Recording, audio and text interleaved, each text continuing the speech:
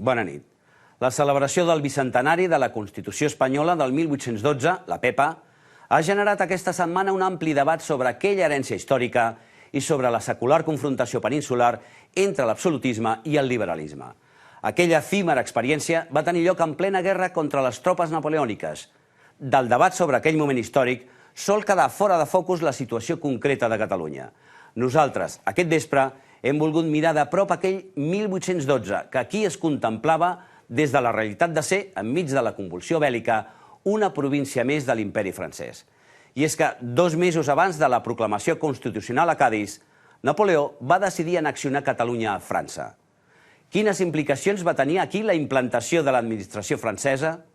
Fem avui un exercici de reconstrucció històrica seguint l'apassionant rastre de la memòria gràfica i documental d'un període del nostre passat prou insòlit.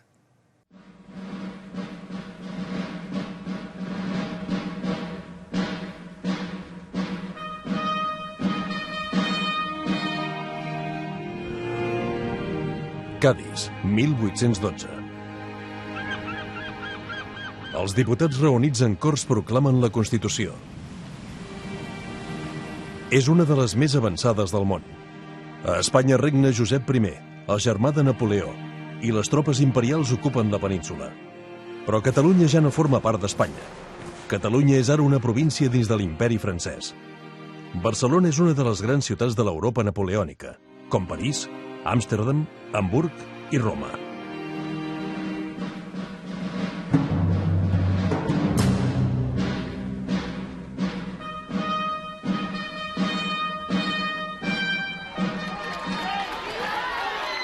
El rei Joan Carles ha presidit aquest dilluns els actes de celebració del bicentenari de la Constitució de Cadis. L'acte s'ha fet a l'oratori de Sant Felip Neri, al mateix lloc on es va proclamar fa 200 anys la primera Carta Magna d'Espanya. Era un 19 de març, diada de Sant Josep, i per això se la va conèixer popularment com la Pepa. Capítulo primero de la Nación Española. Artículo primero. La nación española es la reunión de todos los españoles de ambos hemisferios. Artículo segundo. La Constitució de Cadis va ser, juntament amb les constitucions francesa i americana, de les més progressistes del seu temps. Per primer cop a Espanya el poder deixava de residir en un sobirà, en un rei, i passava a la nació. Es reconeixia la llibertat de premsa i s'abolia la Inquisició. Fins i tot un article, el 13, proclamava que l'objectiu del govern és la felicitat de la nació.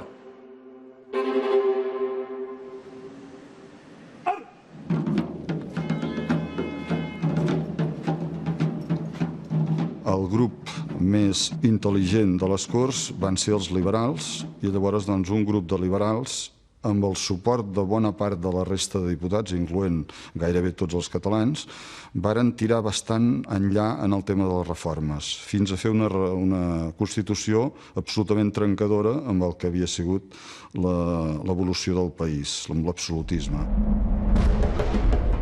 El 1812, Espanya estava en guerra contra l'invasor napoleònic. Feia 2 anys que a Cadis diputats espanyols, entre ells 22 catalans, de les colònies americanes i de Filipines, s'havien reunit en Corts per redactar una Constitució.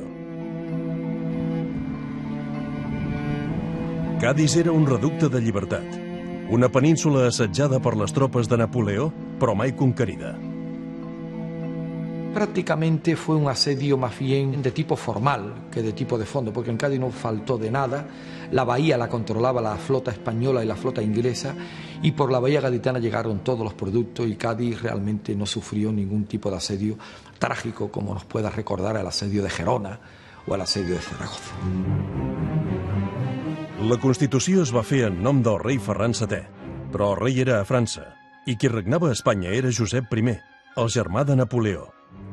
En realitat, tota la família reial espanyola, els Borbons, eren a França, en poder de Napoleó, i estaven barallats entre ells. Tot havia començat 3 anys abans, el 1807, a Fontainebleau, a França. Napoleó i el rei espanyol Carles IV van acordar envair Portugal, aliat d'Anglaterra, l'enemiga de França, i repartir-se el país. En les negociacions es va parlar de Catalunya com a moneda de canvi, però no es va arribar a cap acord sobre el Principat.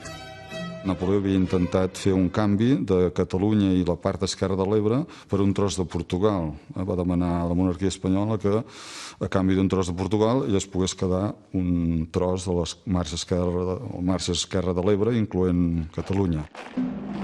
En compliment de l'acord per envair Portugal, al gener del 1808, l'exèrcit napoleònic, en teoria aliat, va anar ocupant els llocs estratègics d'Espanya.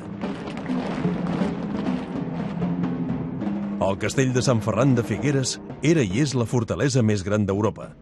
Es considerava inexpugnable, però els francesos la coneixien pel mal nom de la Vella Inútil. Sense disparar un sol tret, la van ocupar al març del 1808. Ja l'havien ocupat 13 anys abans, a la Guerra Gran, quan l'absolutista Espanya va lluitar contra la França revolucionària en terres de Catalunya i el Rosselló. En aquella ocasió, els francesos ja havien intentat guanyar-se els catalans per la seva causa. Eren iniciatives d'atreure els catalans enfront de la tirania castellana, no? Plantejat més o menys en aquests termes. S'havia parlat fins i tot de si es crearia una república catalana independent, etc. No? Però això anava molt lligat a aspectes propagandístics, també. Les tropes imperials, formades per soldats francesos, però també per italians, napolitans i alemanys, tampoc van tenir problemes per apoderar-se de la Ciutadella i del castell de Montjuïc, les dues fortaleses de Barcelona. La ciutat estarà en mans franceses durant els 6 anys de guerra.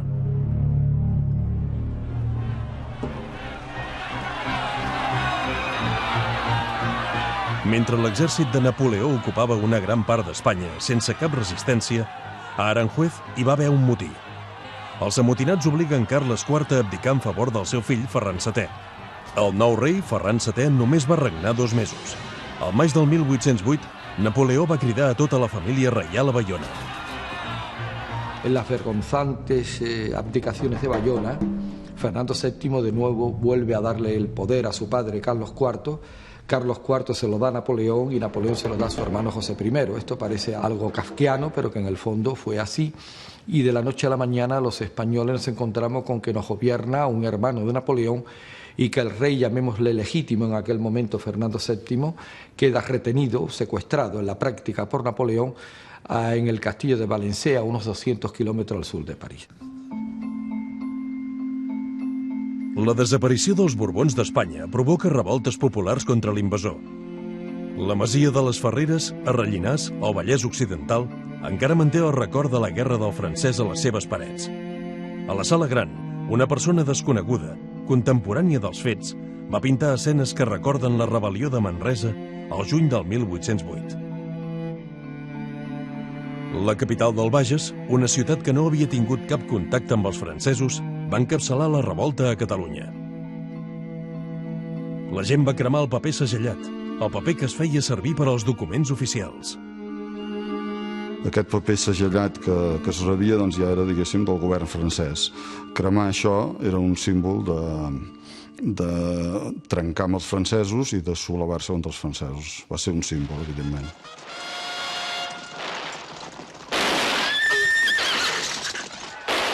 Dos dies després de la crema del paper segellat, gent de Manresa, d'Igualada i de Santpedor es van enfrontar al Bruc a les tropes franceses que anaven cap a Lleida. La tradició diu que un jove va fer sonar un timbal i que els francesos van fugir pensant que venia un exèrcit. Va ser el primer cop que tropes napoleòniques van ser derrotades a Europa per una guerrilla.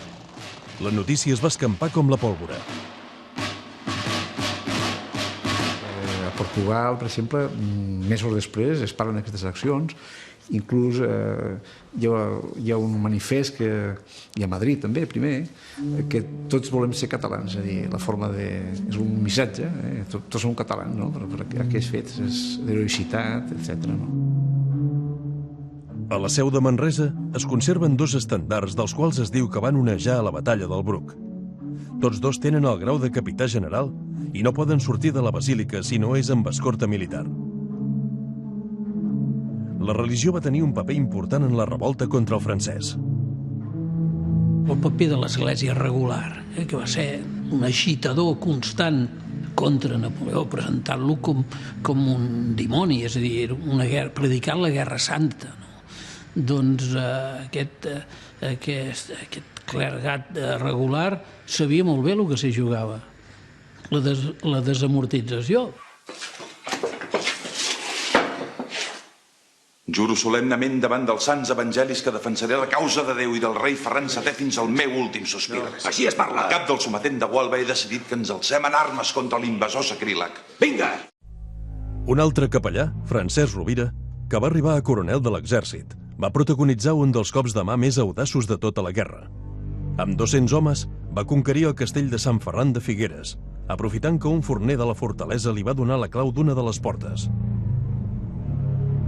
El fet es coneix com la Rovirada, i el castell de Sant Ferran va estar en mans dels patriotes durant 5 mesos. A Catalunya, la guerra contra el francès va ser més dura que en qualsevol part de la península. Va durar 6 anys. Bàsicament va ser una revolta popular, amb sometents i miquelets fustigant les tropes imperials, mentre l'exèrcit espanyol anava acumulant derrotes. Els miquelets eren, podríem dir, tropes irregulars formades per professionals o mercenaris, podríem dir-ne, locals, i els sometents no estaven permanentment organitzats, s'organitzaven davant d'una necessitat, fos per perseguir bandolers, fos per fer de suport a un exèrcit regular. Un grup de notables, la Junta de Catalunya, que haurà de canviar de lloc 21 cops durant la guerra, intentava coordinar els esforços bèl·lics. Napoleó acabaria dominant les grans ciutats, però mai l'interior del país ni les comunicacions. La pitjor part de la guerra se la va dur la pagesia, amb saquejos constants.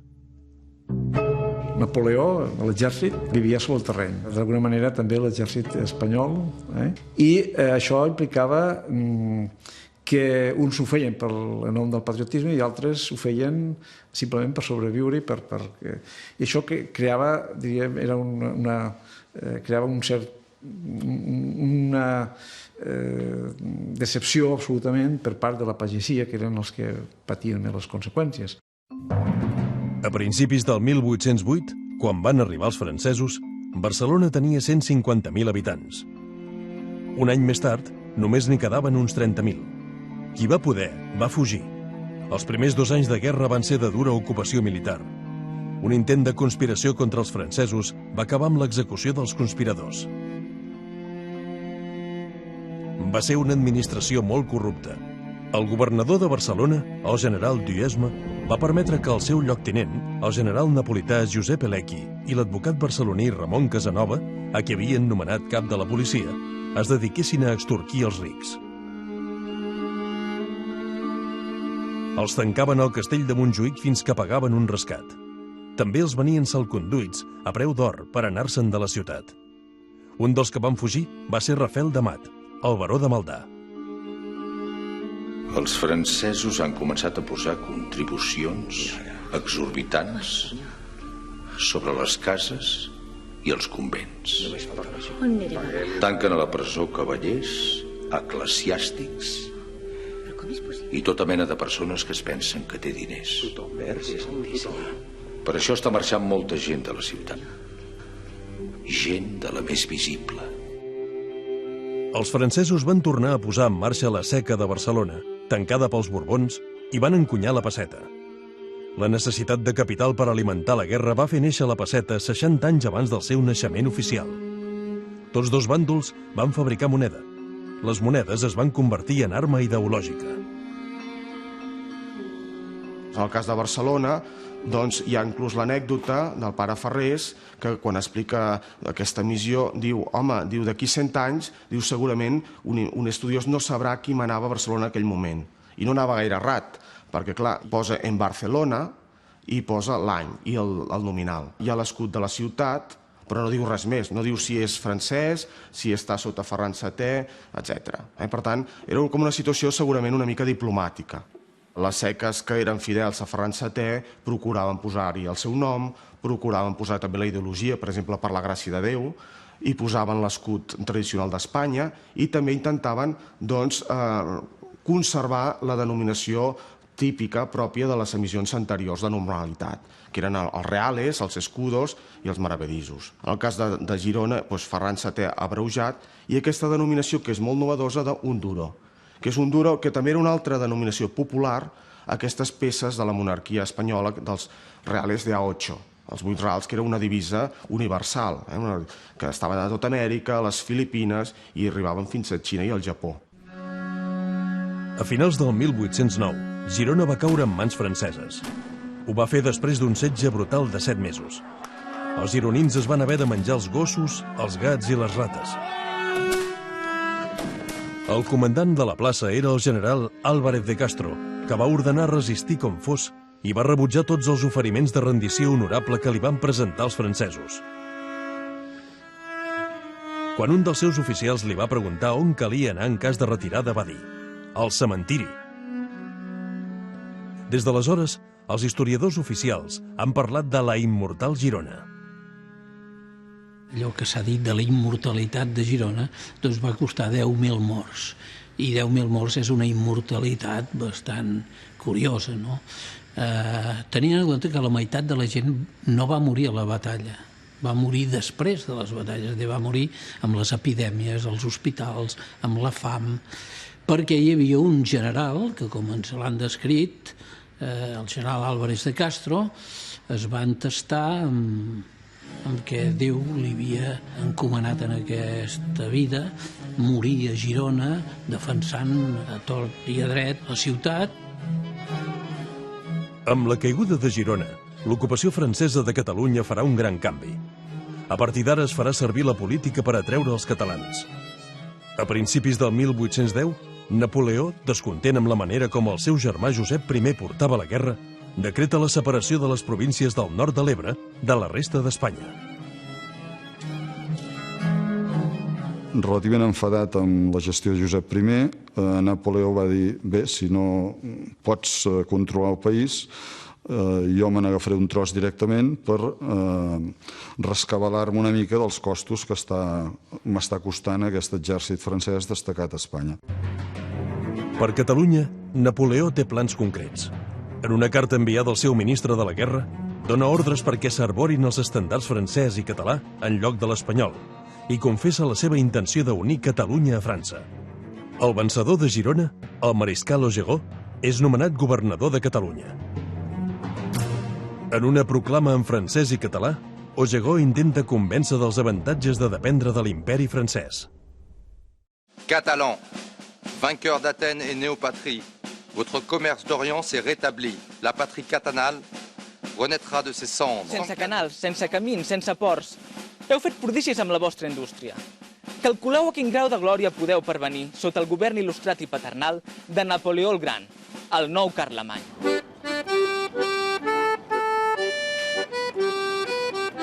En aquesta casa de Figueres, on anys més tard naixeria Salvador Dalí, hi va viure Tomàs Puig, el màxim inspirador de la política catalanista del mariscal Augereau. Tomàs Puig era un afrancesat convençut a qui Augereau va anomenar corregidor, una mena de governador civil de Girona. Tomàs Puig havia elaborat un projecte sobre l'organització política de Catalunya amb propostes com l'annexió a l'imperi francès, l'ús oficial de la llengua catalana, limitar els privilegis de clergues i nobles i el lliure comerç amb França. El que és clar és que és un separatista. És un separatista d'Espanya. Llavors, no de França, però ell no vol ser França, ell vol ser una part de l'imperi francès. I si es mira llavors el que és l'imperi francès, veuríem que és molt ampli i que hi ha moltes nacions i estats avui que eren una part de l'imperi francès. Els francesos van fer oficial el català i van publicar en català i francès el Diari de Barcelona i la Gazeta de Girona. També les actes de l'Ajuntament de Barcelona es van redactar en català. Des del decret de nova planta, el català havia desaparegut de l'ensenyament, de les publicacions i del llenguatge oficial. La situació del català era vista com una llengua familiar d'ús privat i prou. O sigui, no tenia prestigi literari i, per tant, les elits, la gent que comptava, en fi, la gent del món econòmic, la gent del món polític, els funcionaris, tothom feia servir el castellà. No només per una imposició del castellà obligatòria, que no ho estava del tot, sinó per el prestigi que comportava el castellà. El mariscal Ogegó va omplir els calabossos de Montjuïc, però en aquest cas amb funcionaris francesos corruptes. El temut general Lecky, el comissari Casanova i 200 funcionaris més van ser detinguts per la seva participació en pillatges. Ogegó va intentar depurar l'administració i això va precipitar la seva caiguda. Napoleó va pensar que estava fracassant, els patriotes no feien cas d'Augereau, no havia guanyat per aquest costat, havia fet enfadar en els mateixos militars i funcionaris francesos i per l'altre costat, a part d'acabar el setge a Girona, no va aconseguir res més Augereau a nivell militar. Va ser destituït i el successor, que va ser MacDonald, es va deixar ja aquesta política, diguem-ne, catalanista, entre cometes, i va anar cap a un afrancesament pur i simple del país. A partir d'aquell any 1810, 21 diputats catalans van viatjar a Cadis per participar a les Corts. Allotjats en cases particulars hi havia diputats de tot Espanya, 77 de les colònies americanes i 3 de Filipines, que van arribar després de 9 mesos de viatge. Els diputats asiàtics van aconseguir llibertat de comerç amb la Xina, que tenia productes més barats. El primer president de les Corts va ser un català, Llàtzer de Dou. Es el primero que presenta, porque las Cortes de Cádiz asumen por primera vez en España pagar la deuda nacional. Y él presenta un magnífico proyecto de cómo se tienen que vender los vales reales y sanear la deuda nacional. El que passa és que a Cádiz el tema català no es va discutir. És a dir, l'Aner d'Esteve, quan va aconsellar els diputats que anaven a Cádiz, els hi diu, escolteu, a Cádiz hem d'anar a fer la unitat nacional. Hem d'anar a fer una Constitució de la nació espanyola, perquè això és el que convé, perquè això és un desbarajuste, perquè s'ho fem així. Ara, en el cas de que una cosa uniforme no sigui possible, llavors defenseu els drets i llibertats de Catalunya. És a dir, és molt curiós, ¿no? El Caamaño ho diu molt clarament, diu no somos representantes de Catalunya o de Galícia i tal, diu, som representants de la nació espanyola. I si no acabaríem amb una mena de federalisme, provincialisme, que això els hi feia por, no?, des d'aquest punt de vista. Dels diputats catalans, només un petit grup va participar en els debats parlamentaris que es feien a l'oratori de Sant Felip Neri de Cadis. El silenci de molts diputats també va ser una característica d'aquelles Corts. También hubo diputados, que lo señala la prensa, que nunca abrieron la boca y que la prensa los llamó culiparlantes. También que todavía se utiliza hoy, por cierto. Y lo acuñó ya la prensa gaditana de entonces. Els diputats catalans van intervenir relativament poc, efectivament. I una de les raons que es diu és de que no dominaven bé el castellà i feien riure a l'auditori. Eren unes corts fetes de cara a la galeria, literalment. Els diputats estaven al mig d'una església, amb les galeries al costat ocupades pel públic de Cadis, que anava a passar el rato allà. En alguns els feia riure i potser això retreia que els diputats catalans sortissin més a la tribuna. Les preocupacions dels diputats catalans eren principalment econòmiques. Volien protecció pels productes catalans, però sobretot suport econòmic a la guerra contra el francès. I allà es va plantejar coses que són absolutament actuals encara. El tema del dèficit fiscal a Catalunya, el tema de que si els catalans pagaven massa o poc, en fi, una mica, doncs, si Catalunya era una província rica havia de pagar molt més o menys, o sigui, l'exèrcit espanyol a Catalunya, les necessitats que tenia es van cobrir potser amb un 15% amb els diners que venien de la resta d'Espanya, del govern central. La resta va haver de sortir de Catalunya. L'estiu del 1811, mentre els diputats discutien a Cadis, Napoleó llançava l'assalt final contra Tarragona, capital de la Catalunya patriota. Els soldats francesos, comandats pel mariscal Suchet, en revenja perquè Tarragona no s'havia rendit, es van dedicar a saquejar, violar i assassinar durant 3 dies. El capità general espanyol, el marquès de Campoverde, havia abandonat la ciutat enmig del setge amb l'excusa d'atacar els francesos per la rereguarda. El problema que plantegem des del punt de vista militar és la inoperància i ineficàcia dels militars. Van canviant-los, no? Absolutament. De tots aquells que passen per Catalunya en aquest període, dels capitans generals, exceptuant Reding, els altres són mal vistos. La tàctica que fan els militars, venen aquí, arriben, estan nomenats per la Junta Central o pel govern després, i intenten d'alguna manera aprofitar la situació, però venen en seguida les derrotes. Napoleó, un cop conquerides les principals ciutats catalanes, decideix annexionar Catalunya a l'imperi francès. A principis del 1812, 2 decrets de l'emperador ordenen la incorporació del Principat a un imperi europeu que s'estendrà des de Tortosa a Hamburg, passant per Roma. Ningú sap per què ho va fer. Un dels seus generals, Saint-Cyr, diria: «És tanmateix l'única província que Napoleó va voler reunir a França. Tant les dificultats per vèncer tenien en camp per ell». Catalunya queda dividida en departaments, com França. Són 4: els del Segre, el Ter, les Boques de l'Ebre i Montserrat. Andorra s'integra al departament del Segre, mentre que la Vall d'Aran depèn ara de l'Alta Garona francesa. Una part de la franja de Ponent, Mequinensa, Fraga i Nonasp, s'incorpora al departament de Boques de l'Ebre. El baró de Gerando, membre del Consell d'Estat francès i una de les grans personalitats cultes de l'època, és l'enviat de Napoleó per gestionar l'annexió i dirigir els nombrosos funcionaris francesos que vindran a Catalunya. Era un home il·lustrat, un home que ja venia de l'experiència, que li havia donat el fet d'haver estat designat per Napoleó per pacificar i administrar els estats vaticans, que també havia conquerit. I els estats vaticans, com es pot imaginar, devia ser una cosa que devia necessitar un punt de mà esquerra per administrar el que eren els estats vaticans. L'actual edifici de la Generalitat era l'Audiència de Barcelona, convertida pels francesos en la Cort d'Apel·lació, és a dir, el Tribunal Suprem de Catalunya. El seu president era l'afrancesat catalanista Tomàs Puig. L'organització administrativa catalana era calcada de la francesa.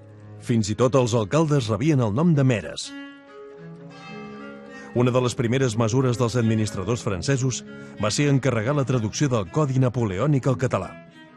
El Codi Civil francès era el sistema legal més modern d'aquell temps i no s'aplicarà a Espanya fins 80 anys després. Però els advocats i jutges catalans no el volien en català. Els advocats, els magistrats, els jutges, tots estaven acostumats a fer-ho en castellà. I el català doncs, els hi costava més perquè havia anat desapareguent. El 19 de març del 1812, diada de Sant Josep, a Cadis es proclama la Constitució. Neix un text legal que, en nom de Ferran VII, el rei absent, el desitjat, intentarà acabar amb les institucions de l'antic règim.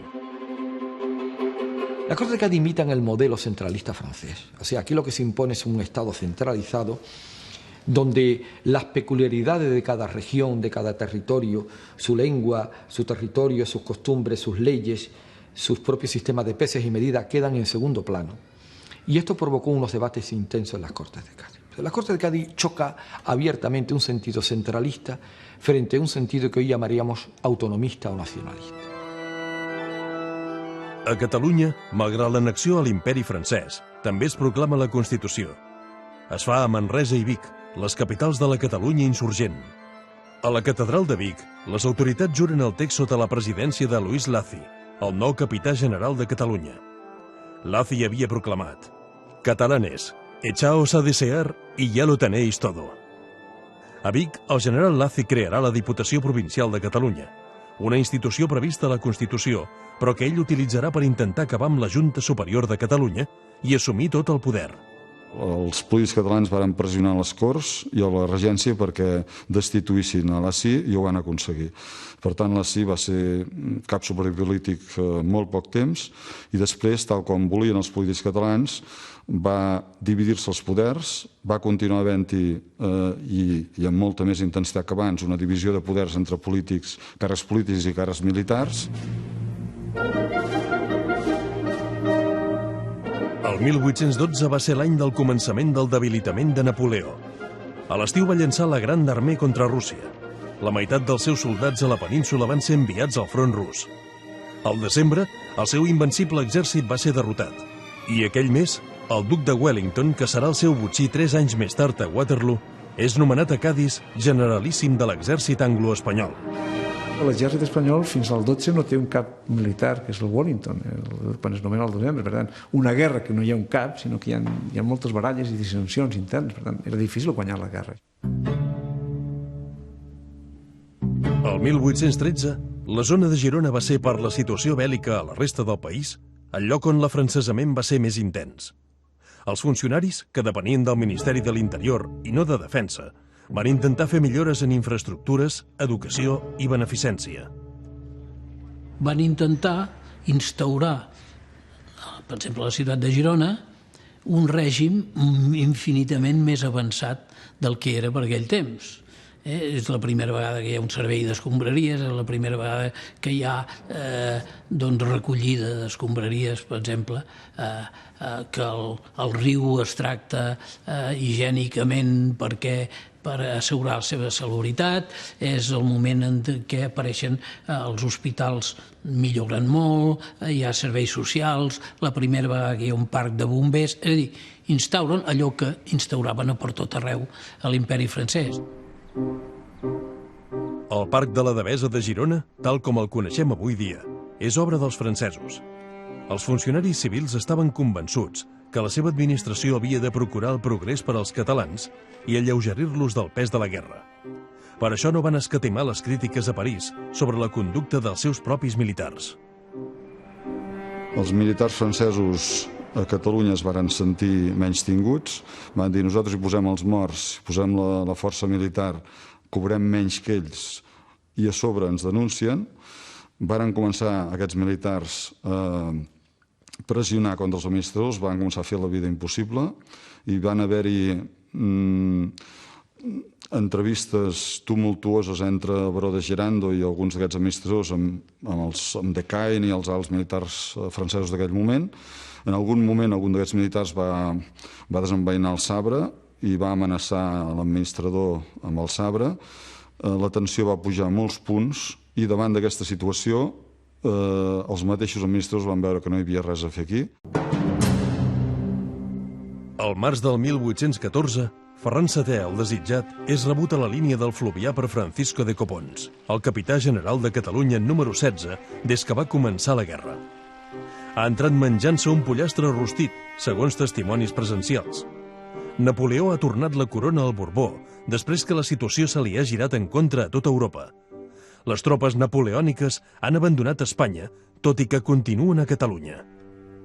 Ferran va travessar les línies, va entrar en el camp espanyol, Francisco Copons li va presentar la Constitució, tal com tenia ordre de fer-ho per part de la regència. La gent expectant va mirar a veure què feia el rei Ferran VII amb aquest llibre de la Constitució i van veure que se'l mirava un moment o ficava a la butxaca.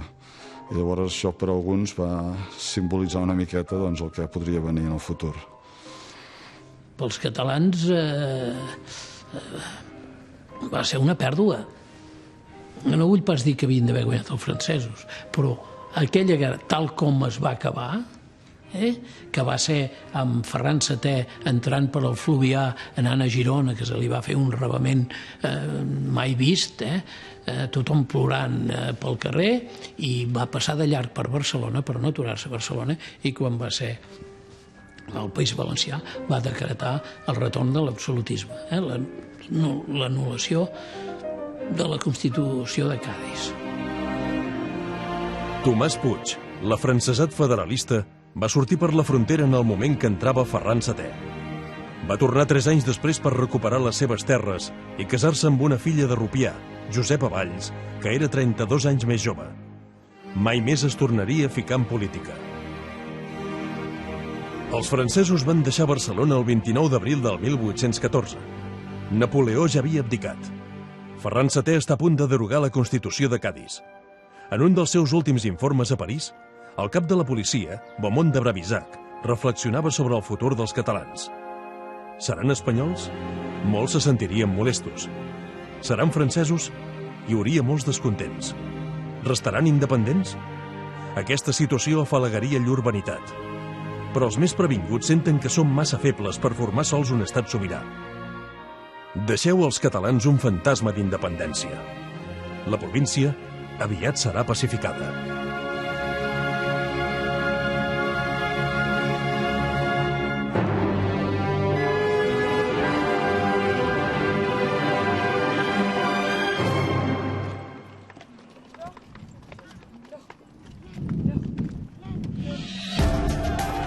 I la setmana que ve, la lluita dels sicilians contra la màfia. La Cosa Nostra vol un exèrcit de zombis. Si m'hagués convertit en una marioneta de la màfia, m'avergonyaria de mi mateix. I els més joves tenen ganes de mostrar que ara Sicília no és com fa 20 anys. Guerra a la Cosa Nostra. Sicília diu prou, per una qüestió d'honor.